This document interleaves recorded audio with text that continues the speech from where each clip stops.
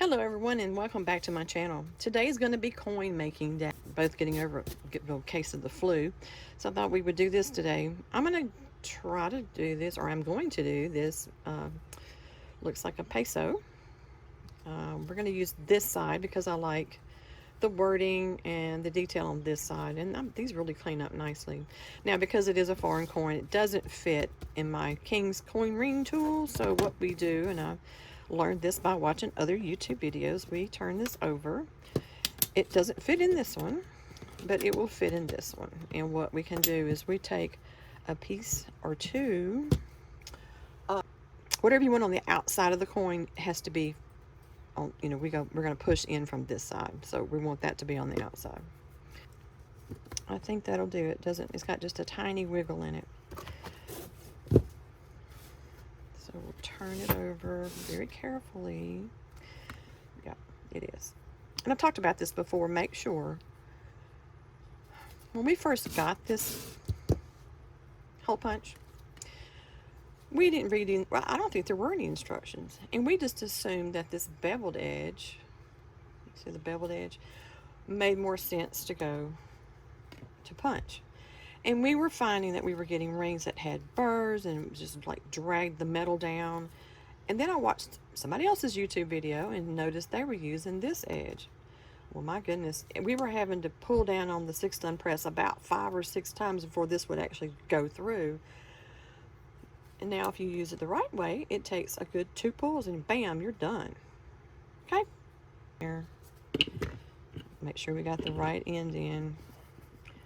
Try to pull this a little bit and it's snug as a bug. We're going to use our gasket that comes with your coin ring tool kit. And what this does, it's sort of beveled out around the edges, and you see how that's really wiggly? Put this on there, slide it down, push it kind of into the bevel, and it makes it a lot more secure.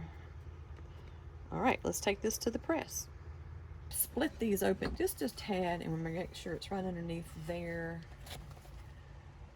And then we're going to bring our punch very carefully because we don't want to wiggle it too much. And we're going to make sure that we get most of the punch on the metal.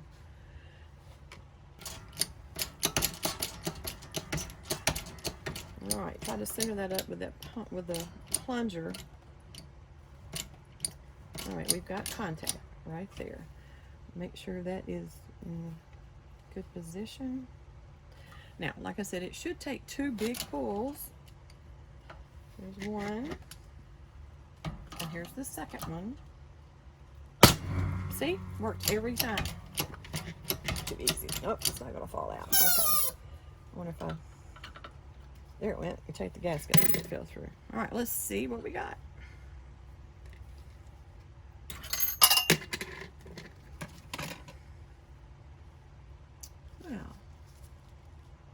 I think we did pretty good. All right, so now we take our deburring tube, because what you're going to find, there are going to be, I don't know if you can see, right, let me get my little pointer, my handy dandy little crochet hook, and this thing is really handy. See right there, there's a burr. So this is called a deburring tool. It's got a little edge on it, and it cuts this stuff off. And yeah, there's one right there, really bad. Let's see if I can,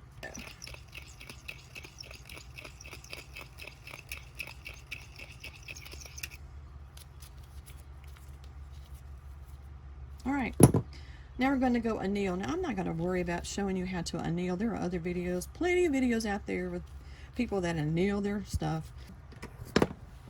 Okay, so we annealed it, and for friends and family that are watching this and don't know what annealing is, I take it over to a propane torch and heat it until it becomes red, and then we quench it in some water so I can handle it. Okay, so remember, we're going to put this side down. Now we take a die, and what we're going to do, we're going to put this in here. We're going to find us a little ball bearing that is going to push this down It's called folding for, like I said, friends and family that doesn't know what this is. Anybody that's watched any of this or done this knows what I'm about to do. I wasn't in the film, in the frame. This ball is, well, I don't know. I think it sits crooked. One of the problems is when you got a coin that has the thickness of this head. See that? The head is thicker than this side. So the ball sits, don't drop it, sits a little further to one side than the other. All right, we're going to bring our bricks back together. I'm going to put this up here. This is just a metal, solid metal piece. And it just brings it up, it makes this come up a little higher so I don't have to bring my plunger down quite so far. This is really not wanting to sit straight. There we go, that's good enough. Let me see what we get. All right.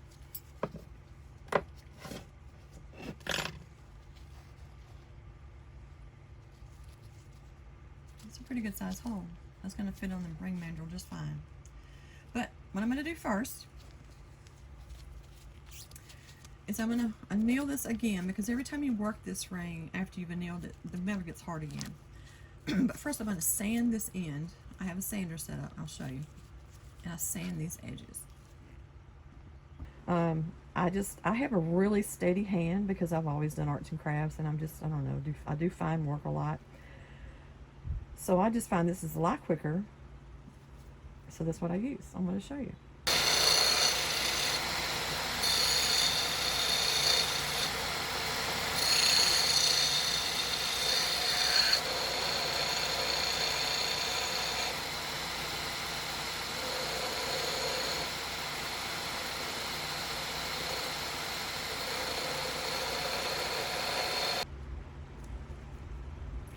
All right, I want to show you something. Get this in focus. See how nice and flat? There's no burrs, there's no cracks. They call them micro fissures or micro cracks on here. I don't see any. Ooh, this thing's hot. I also, you find, okay, this is the edge I haven't done right here. And you see there's a lip. Well, when you make the ring, that lip, you know, becomes an issue against your finger. It also impedes the folding process sometimes if you want to make this run flat or make the fat tar look. So what I do, and you see the difference, okay, there's where I haven't done it, and right there is where I have taken off part of that ridge. All right, see how it went all the way around? But it still leaves the ridges just enough that you can know it's a ring. And look how flat that turned out. Very nicely done. Okay. And even though I put that on the sander, I still like to take this 320. This is automotive grade emery paper, sanding paper, they call it, and get on that inside of that ring just to make sure.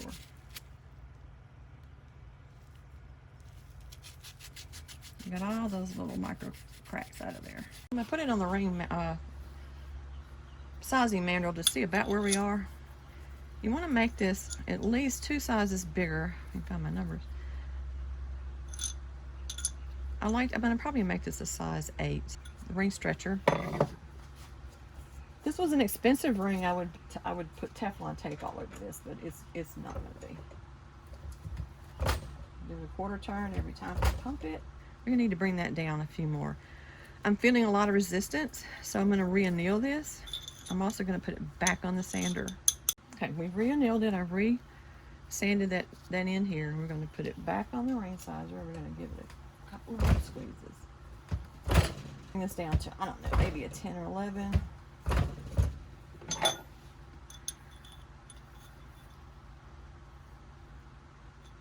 All right, it's actually about a 10.5.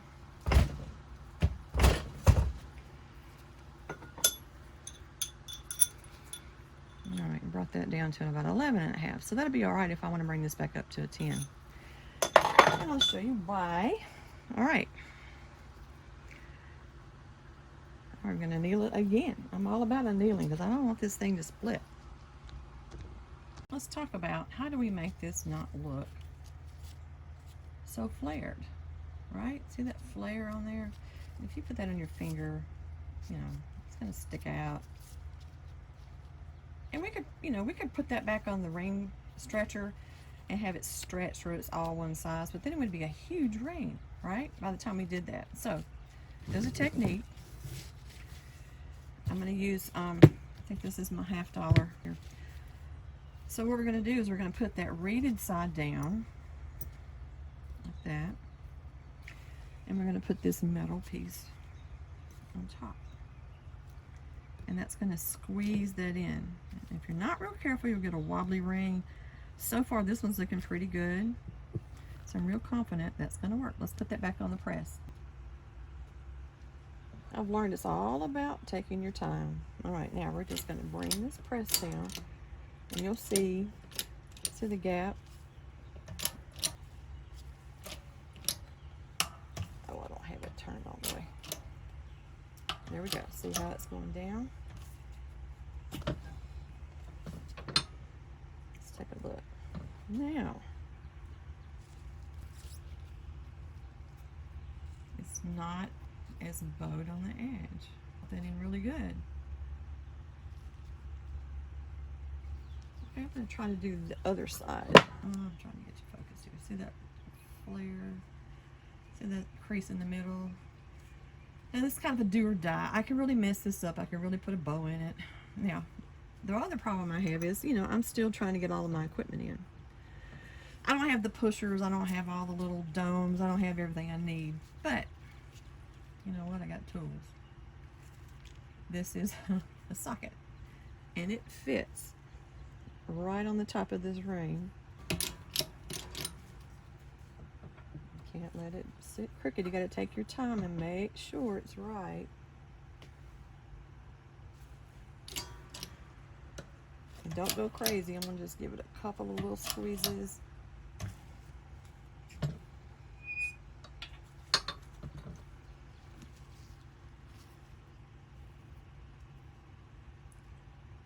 And I know it's really hard to tell the difference, but there is a difference. So we have to put it back on the ring stretcher. And get this side. And plus it's just a little bit out of round, so the ring stretcher will fix that. So I go back to the sander and I hold this at an angle and I sand this edge right here.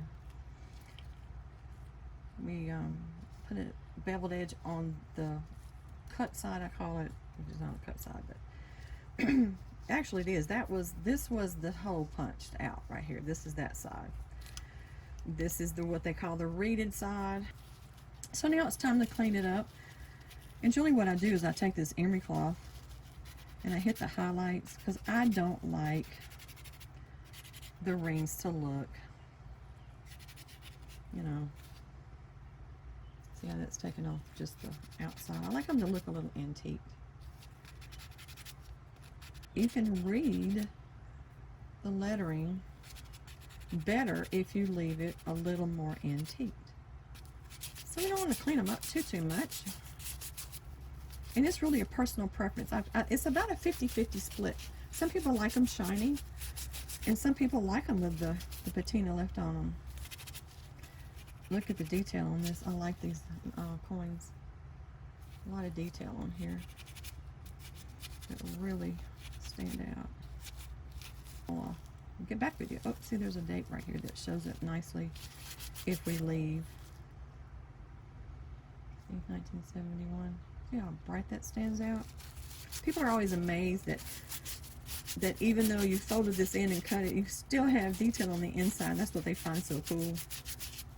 I'll be right back. This Mother's Mag and aluminum polish, it takes just so little of this, and I always put way too much. Okay.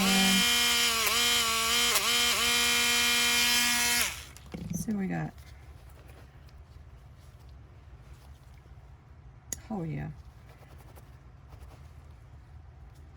Look at that. Try to get this in focus for you.